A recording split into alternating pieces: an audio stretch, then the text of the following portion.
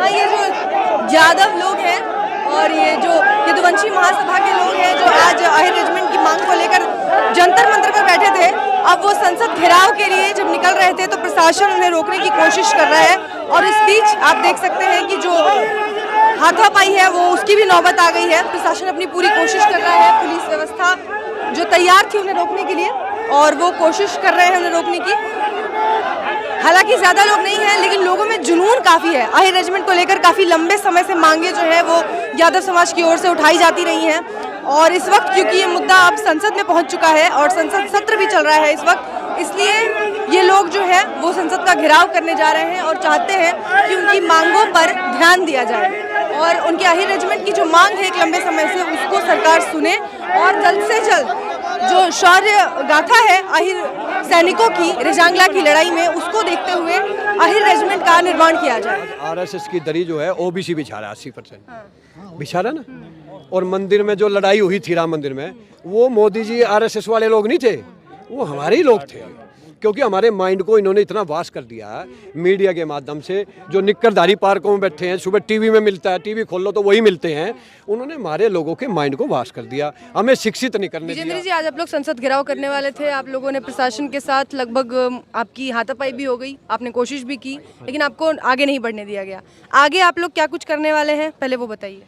देखिए, सबसे पहले तो मैं आपके चैनल को साधुवाद देता हूं जो यादव समाज की आवाज़ को देश की सरकार तक और जनता तक पहुंचाने का काम कर रहे हो। आज हमारा जो संसद घेराव का मकसद था ये पहली बार नहीं, आज ये हमारा 18वीं बार संसद का घेराव है। लगातार हम इस संघर्ष को कर रहे हैं। और रही बात, प्रशासन ने हमें नहीं जाने दिया। यादव समाज का इतिहास रहा है, वो हमेशा देश के लिए जीतता है, देश के लिए मरता है। वो कभी भी देश के खिलाफ नहीं जाता, कोई संपत्ति नहीं तोड़ता, प्रशासन को तंग नहीं करता है। लेकिन इतना हमारा हक है कि हम कम से कम संसद तक पहुंचने का प्रयास करें। आज हमारे इस ज्ञापन के माध्यम से हमने मांग की है प्रधानमंत्री से कि आज़ाद कराने में सबसे ज़्यादा शहादत और बलिदान यादव समाज के वीरों की रही है।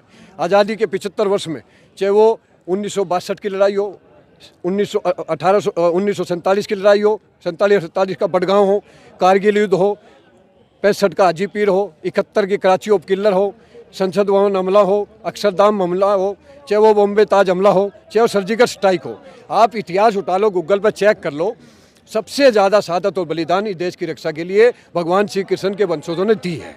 और सबसे ज़्यादा वीर पदक 75 साल में और आज़ादी से पहले अगर किसी को अंग्रेजों ने और इस देश की सरकार ने, सेना ने दिए हैं तो वो यादव को दिए हैं। आज रेजंगला के अंदर चले जाइए, 33 करोड़ देवी देवता पूरे देश में, लेकिन 1962 में इस देश के जम्मू और कश्मीर को बचाकर 114 वीर हीरों ने शहादत देकर चाइना के 1300 जवानों को मार गिराया था और उनको वापस मुड़ने पर मजबूर किया था। आज रेजंगला के अंदर वीर हीर धाम बना हुआ जो सबसे बड़ा धाम है और वहाँ सभी हीरों के नाम लिखे हुए हैं। आज 1947 के बड़गांव की लड़ाई में एक यादव हिल बना हुआ। हमारे उस टाइम एक महेश शर्मा था, उन्होंने कहा था कि हमारी मांग है अगर आप ये लड़ाई में पाकिस्तान को हरा दोगे तो हम इस पहाड़ का नाम यादव हिल लिख देंगे।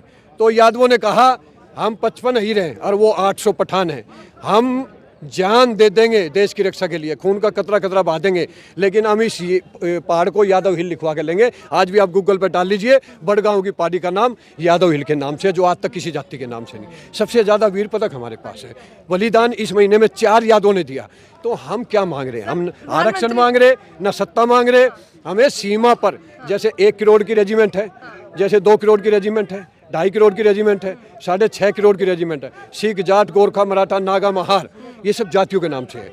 देश की सरकार कहती है जातिवाद खत्म करो, तो सेना का जवान जब लड़ता है चाइना या पाकिस्तान से या आतंकवादी से, तो वो देश की रक्षा के लिए लड़ता है, जाट के लिए, यादव के लिए नहीं लड़ता है। तो हमारे हीर के कंधे पर जाट क्यों लिखा, सिख क्यों लिखा हुआ, गोरखा क्यों लिखा हुआ, मराठा क्यों लिखा हुआ, महार क्यों लिखा हुआ? ये हमारी मांग है।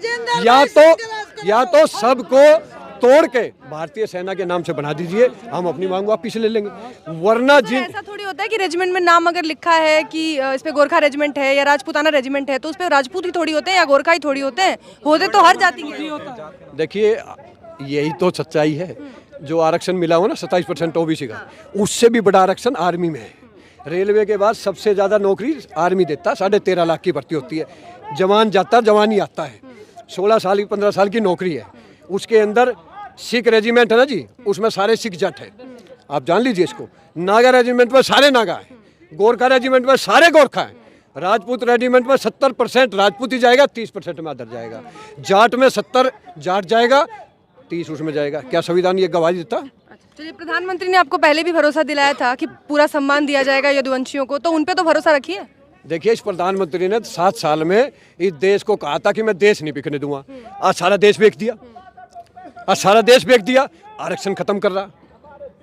बड़े बड़े इसके साथ बैठने वाले हजारों करोड़ रुपए बैंक का लूट के लेके जा रहे हैं, और गरीब किसान और मजदूर रोड पर संघर्ष कर रहे हैं। हम ये कह रहे हैं प्रधानमंत्री से, एक बार हाई रेजिमेंट को बना दो, जो चाइना कब्जा कर रहा है वहाँ हाई रेजिमेंट को भेज दो, सबको बुला लो। जैसे चाय में चीनी घोल के पी जाते हैं ना हम, ये हाई के जो भगवान श्री कृष्ण के वंशज है ना, ये चाय में चीनी की तरह चाइना को घोल के उसको पी जाएंगे। जितना कब्जा आज तक करा है ना, सारी वापिस लाके भारत में मिला देंगे हम। लेकिन चाइना और पाकिस्तान को तो सिर्फ मोदी जी की लाल आंखें डरा देती हैं, अलग से हाई रेजिमेंट की क्या जरूरत है उनको? मोदी जी की लाल आंखें किसी को नहीं डराती हैं, वो मीडिया बेवकूफ़ बनाती है। मीडिया इस देश में आज गोदी मीडिया हो चुकी है, सब बिकाऊ हैं। ये तो आप जैसे मीडिया कर्मी हैं जो हमारी आवाज़ को उठा रहे हैं, नहीं तो इतना बड़ा आंदोलन हमारा देश में चल रहा है, कौन सा मीडिया दिखा रहा है हम लोगों को? कौन सा किसानों को उन्होंने दिखाया? कहीं नहीं है। इस देश को बेचने में लगे हुए हैं। रेल, बेल, गेल, बस अड्डे, हवाई अड्डे, बिजली कंपनी, क्या नहीं बेचा? आज सबकी नौकरी खत्म होगी, सब ठेकेदारी में आ जाएंगे, हमारा आरक्षण खत्म।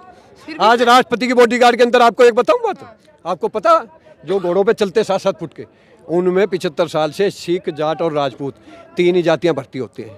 आपने आज तक अपने जीवन में किसी भी नौकरी के फार्म में जाति का नाम देखा? आगे यही भर सकते हैं, आपने नहीं देखा ना। आप अभी जाना गूगल पे निकालना, राष्ट्रपति की बॉडीगार्ड की भर्ती आज से 3 महीने पहले निकली थी, उसमें बाकायदा लिखा हुआ सिख, जाट, राजपूत ही इसमें अप्लाई करें, इसके अलावा कोई अप्लाई नहीं कर सकता। लेकिन सर, इतना होने के बाद भी सबसे ज़्यादा आपकी जहाँ पे यादवों की व्यवस्था रही है वहाँ पे, और जहाँ जीतते भी रहे हैं, कई बार मुख्यमंत्री रहे खुद मुलायम सिंह यादव, फिर अखिलेश यादव, और उसके बाद भी जीत तो बीजेपी रही है वहाँ। देखिए, ये ईवीएम जीत रही है, बीजेपी नहीं जीत रही। वहाँ डीएम, चुनाव आयोग, न्यायपालिका आज सारी की सारी मोदी और अमित शाह के कब्जे में है। अगर ऐसा नहीं है तो आप मुझे बताइए, सुप्रीम कोर्ट के जज प्रेस कॉन्फ्रेंस करके क्यों कह रहे हैं कि सारा ताकतवर के हाथों में चला गया न्याय? क्यों लालू यादव को जेल में गिरा हुआ? इस देश का गृह मंत्री तड़ीपार है, कितने मर्डर केस हैं। उत्तर प्रदेश का मुख्यमंत्री जो रावण राज चला रहा, उसके ऊपर 35 मुकदमे थे, वापस ले लिए। केशव प्रसाद मौर्य के ऊपर 50 मुकदमे थे, वापस ले लिए। और जो हमारे लोग लड़ते हैं बहुजनों के, उनको जातिवाद परिवारवाद कहते हैं। मैं कहता हूं मोदी जी, जातिवाद परिवार खत्म करना तो सबसे पहले राष्ट्रपति की वहाँ से खत्म करिए, जो पहला व्यक्ति है देश का। उसके बाद सेना में जब जवान लड़ता है तो ये अपनी जाति के लिए नहीं लड़ता, वो पूरी जाति के नहीं लड़ता, देश के लिए लड़ता है। तो फिर हमारे कंधे पर हिरके पे जाट क्यों लिखा हुआ? हमारी ये लड़ाई है, या तो आप सबकी रेजिमेंट तोड़ के जातियों के नाम की भारतीय सेना बना दो, जैसे बीएसएफ है, जैसे दिल्ली पुलिस है, सीआरपीएफ है, उसमें कोई बटालियन नहीं। आपको पता है कितना बड़ा रोजगार है ये? अगर हमारी हाई रेजिमेंट बन जाएगी तो 70% उसमें हायर ही जाएगा। और हमारे हायर जो है ना, दिल्ली से 100 किलोमीटर दूर, 10वीं और 12वीं के बाद डॉक्टर, इंजीनियर, आईपीएस नहीं कर पाते। लेकिन आपके समाज में अभी भी बहुत सारे लोग हैं जो इन सब चीज़ों से दूर है, उनको इन सब से फर्क नहीं पड़ता, उनके लिए विकास है जो मोदी जी कर रहे हैं। देखिए जी, इस देश में कोई विकास नहीं है। विकास हो रहा है ना इस टाइम में, तो मोदी का, अमित शाह का हो रहा है, और हमारे सबका विनाश हो रहा है।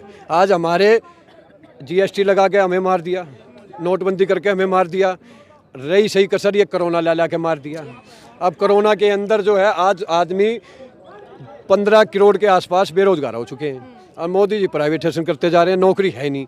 तो ये तो लोग जो है, कोई चोरी करेगा, कोई डकैती डालेगा, कोई फांसी लगा के मरेगा, तो कैसे इस देश को विकास कहते हो आप?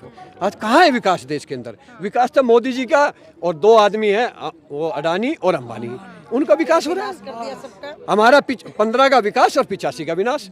जैसे इन्होंने नारा दिया 80 और 20 का, इन बेवकूफ़ों से ये पूछो वो 20 कौन है और 80 कौन है?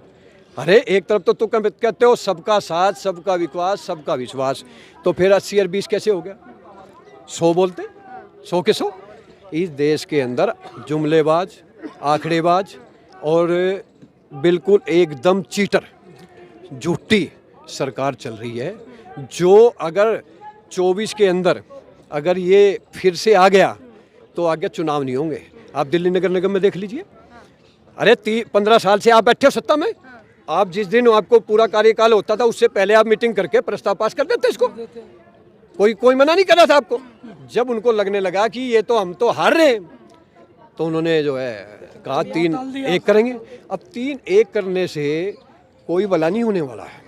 एक पार्षद बीजेपी का आज 7 पीढ़ी तर जाएंगे, इतना पैसा कमा चुका लेकिन है। मैं ये कह रही हूँ सर, आप जिस समाज के लिए लड़ रहे हैं, आपके समाज के ही लोग बहुत सारे हैं जो बीजेपी को वोट दे रहे हैं। उत्तर प्रदेश में बहुत सारे यादवों ने बीजेपी को वोट दिया है। देखिए एक बात बताऊं मैं, ये बिल्कुल आपकी 100% ठीक बात है। आज आरएसएस की दरी जो है ओबीसी बिछा रहा है, 80% बिछा रहा है ना। और मंदिर में जो लड़ाई हुई थी राम मंदिर में, वो मोदी जी आरएसएस वाले लोग नहीं थे, वो हमारे ही लोग थे।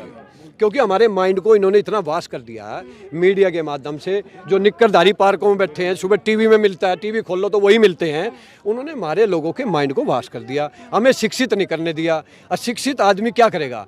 वो या तो ये जो फ्री का खाना मिल रहा है या गैस मिल रही है, जो फ्री की है, इसके चक्कर में जो है इस सरकार को वोट डाल रहा है और अपने के खिलाफ जा रहा है। तो कहीं ना कहीं अगर नरेंद्र मोदी जी कहते हैं कि मैं बिल्कुल एकदम जनता की वोटों से जीत रहा हूँ, तो मैं कहना चाहता हूँ जो एक वीवीपैट होता है उसमें आप 25% क्यों लाए, उसमें 100% ले आओ और सबसे पहले उसकी चेकिंग करो। उत्तर प्रदेश के अंदर बैलेट पेपर से जो सरकारी अधिकारी डालते हैं 308 या 304, अखिलेश जी जीत गए, उनको 100 के 100 कुछ मिला, फिर उसके बाद सारे हार गए। ये कैसे हुआ?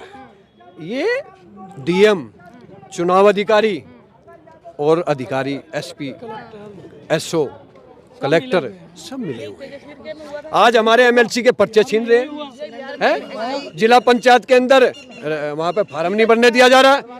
मोदी जी उसके खिलाफ तो नहीं बोलते? 4 बजे रिजल्ट आ गया था। क्यों नहीं बोलते?